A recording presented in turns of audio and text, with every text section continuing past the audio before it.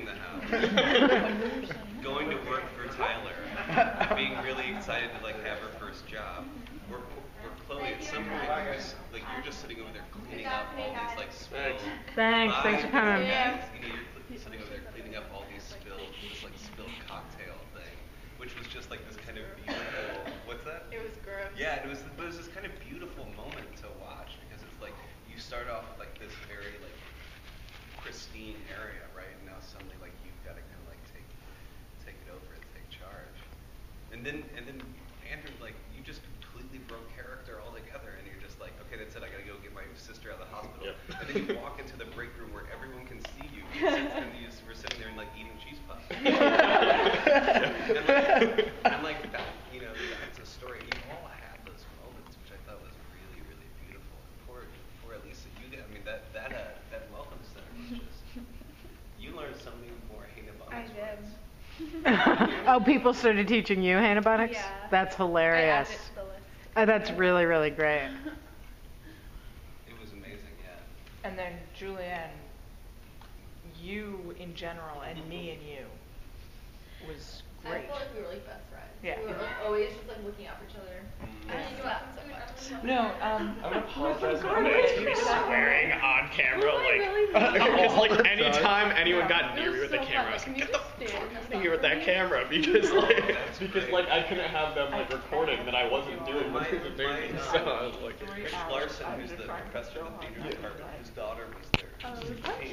And I gave her a camera, and she was so anxious to begin with, and then. She was so anxious, so Sharon gave her a camera, and she came in and she sits down, right? She starts recording. And then we started swearing. She shut it off.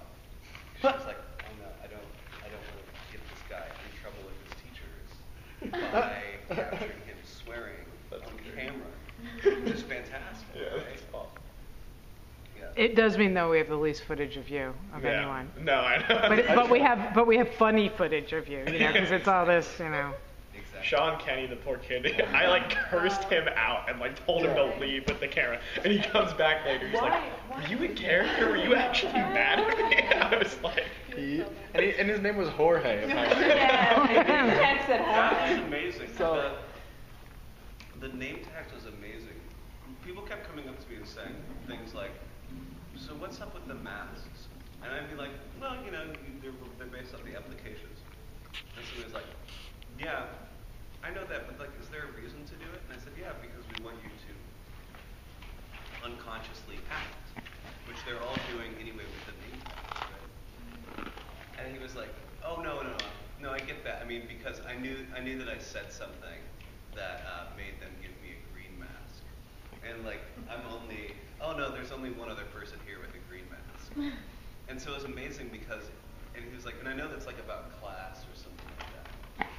I was like, this is amazing because this person has completely created this whole infrastructure of like what the masks mean, how I'm supposed to do it, how I'm interacting with it, and thinks that he's aware of the mask but has no idea what the act. Well, and that was what we wanted, right? We wanted people to think about, is there a social class in the city and so on. There were also people who bargained and tried to get other color masks and switched masks. Yeah, I saw that. And the funniest was then when that guy comes up, so a guy comes up to Tyler and Julianne and says, well now I, Armitage?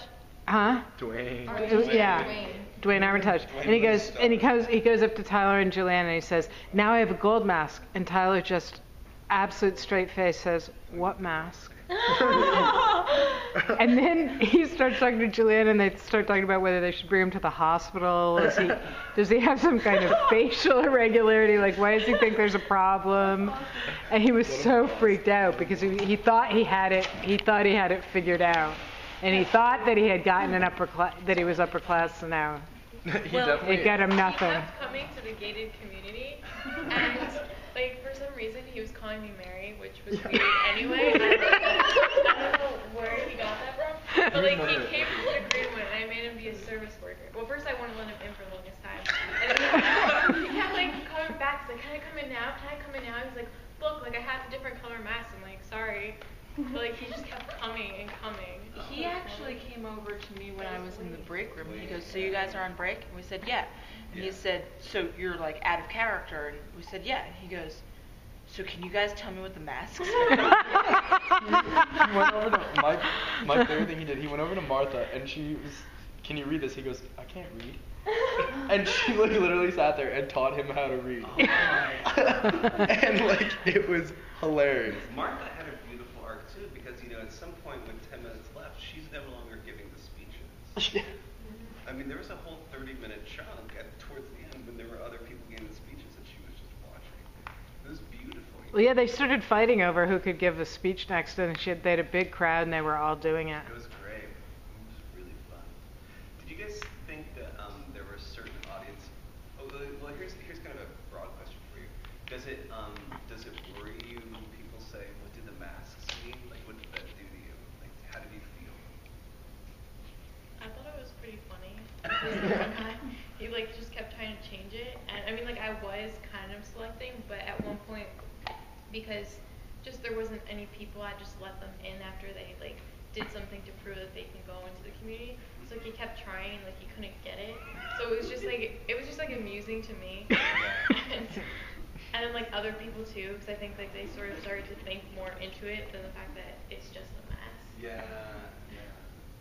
There were lots of audience discussions about these things too, and that was something that we hadn't really talked about, but that we actually knew would happen, which is that people were orienting each other. People were like there were times when if Elisa wasn't at the welcome desk, people were going to the welcome desk and giving out the maps at one point and explaining how they had personally written Julianne's name in and that they should definitely go and see Julianne.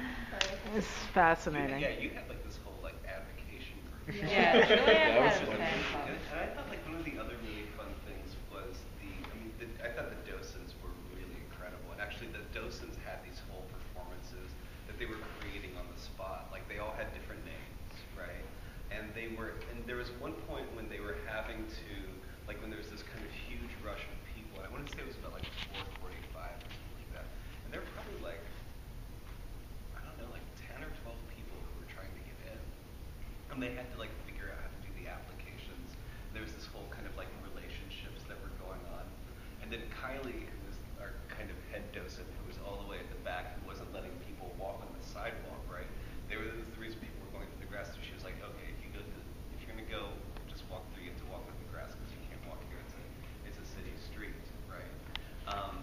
That was a whole other end of it. And then there was the end of it that was people discussing things about the community or about the university community in the content, or in the performance, that were at times reflecting on things that were going on in the performance. So two friends just stopping and having a conversation, which then is while Julianne's homeless shelter is being built, and actually a lot of the stuff with the gated community and the access was really kind of popping out of those discussions, which was a lot of fun. Who was the guy who was helping you destruct Julianne's house? Yeah, Because he was that guy so had problems. Oh, he had deputized himself. I got Yeah. bored with that. That